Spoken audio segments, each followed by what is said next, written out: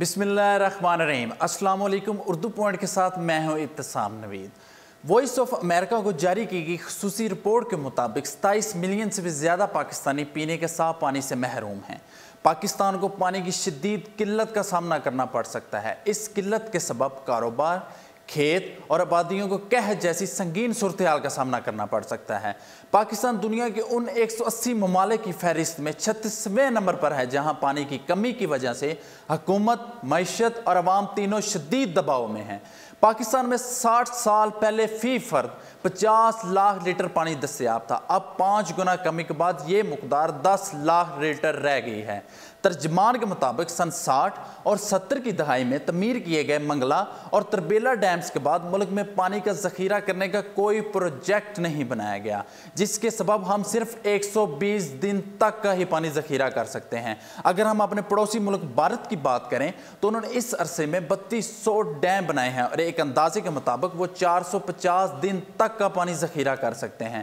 بھارت کی ہی طرف سے پاکستان کو آبی دہشت گردی کا سامنا ہے۔ ایک رپورٹ کے مطابق 2030 تک ترقی پذیر ممالک میں پانی کی طلب 50% بڑھ جائے گی۔ 2025 تک آدھے سے زائد دنیا پانی کی کمی اور کسی حد تک خشک سالی کا شکار ہو جائے گی۔ اس کا مطلب ہے کہ آدھی سے زائد دنیا پانی سے محروم ہو جائے گی۔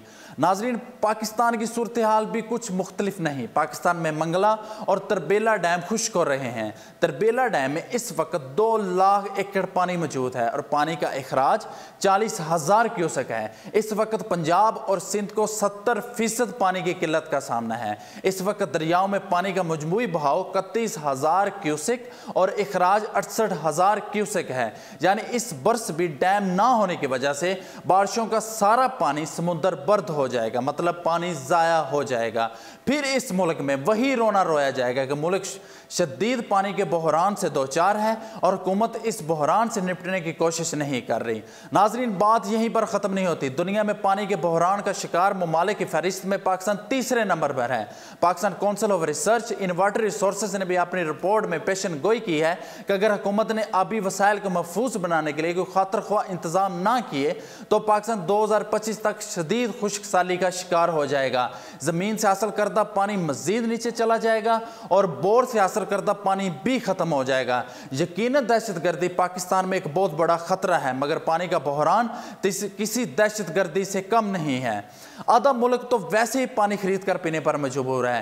غور کیجئے، اگر تمام پاکستان کے لوگ خرید کر پانی پیئیں گے تو کیا ہوگا؟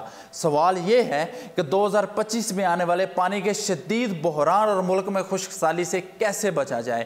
کیا ہم پاکستان میں ڈیم بنا پائیں گے؟ سوال یہ بھی ہے کہ کون اور کیسے ان ڈیمز کو بنائے گا؟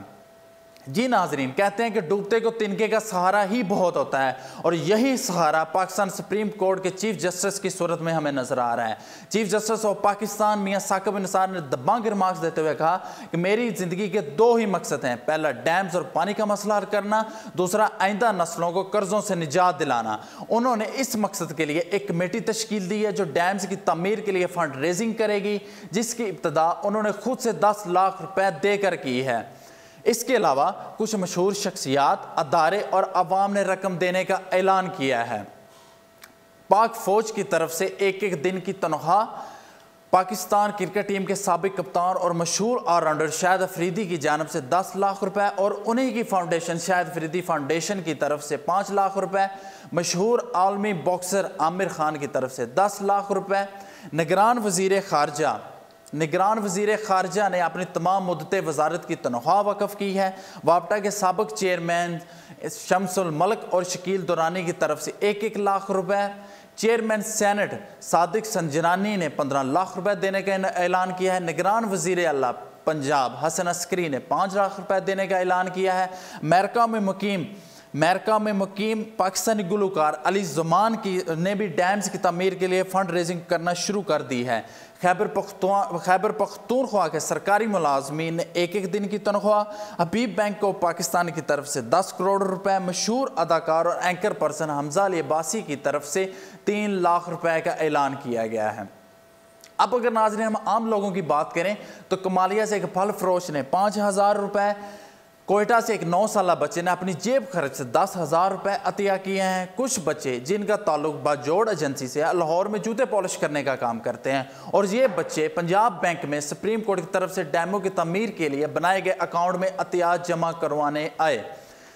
ناظرین، سپریم کورٹ کی جانب سے بادشاہ اور مہمند ڈیم کی تعمیر کے لیے فنڈنگ کے لیے SMS سروس متعارف کروائی گئی ہے، جس کے تحت موبائل صارفین میسج سروس کے ذریعے 10 روپے ڈیموں کے اکاؤنٹ میں عطیہ کر سکتے ہیں۔ سپریم کورٹ کی جانب سے جاری کی گئی پریس ریلیز میں انتہائی سادہ طریقہ کار بتایا گیا ہے۔ موبائل صارفین میسج میں ڈیم لکھ کر 8000 پر بھیج دیں۔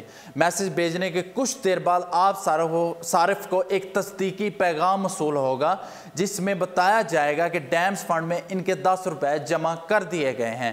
واضح رہے کہ بادشاہ ڈیم اور مہمند ڈیم کی تعمیر کے لیے بینک اکاؤنٹس بھی بنائے گئے ہیں۔ اس بینک اکاؤنٹ کا ٹائٹل 03-599-2999-001-44 ہے، جبکہ اس کا IBN نمبر PK06SBPP003593299999014 ہے۔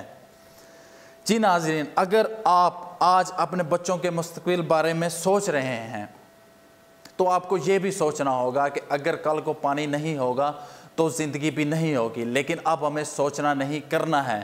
خدا را ہمیں اپنے آنے والی نسلوں کو ایک محفوظ اور خوشحال پاکستان دینا ہے۔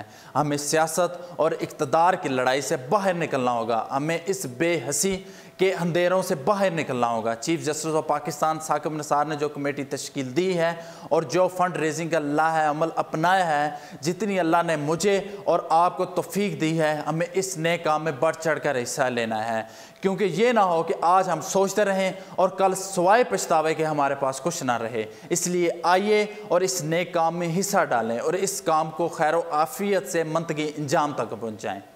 اسی کے ساتھ مجھے دیجیے اجازت، دیکھتے رہیے اردو پوائنٹ۔ اللہ